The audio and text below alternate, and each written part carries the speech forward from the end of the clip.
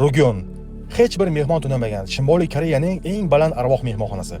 Pxenyan Shimoliy Koreya poytaxtining qoq markazida beton va shishadan qurilgan ulkan piramida. Bu Rugon mehmonxonasi dunyodagi eng sirli va bahsli inshootlardan biridir.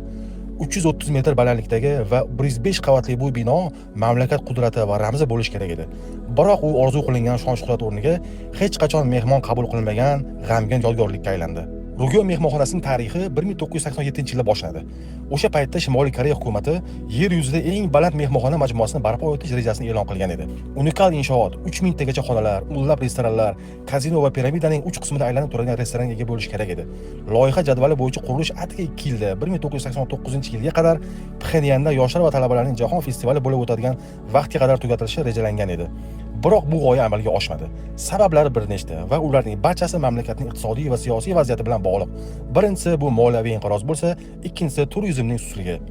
Rugon mehmonxonasi dunyodagi eng hayratlanarli osmono'par binolardan biri. U haqiqiy me'moriy prizrak bo'lib, Pxenyan osmonida bo'sh qolgan ulkan monument singari turibdi. Eng qizig'i, u hech qachon biror mehmon qabul qilmagan bo'lsa-da, shuni o'zi uni dunyoga mashhur afsonalardan biriga aylantirdi. Va yana bir jihati, uni yaqiniga borib suratga tushish ham mumkin emas ekan. Hattoki jarima bormish.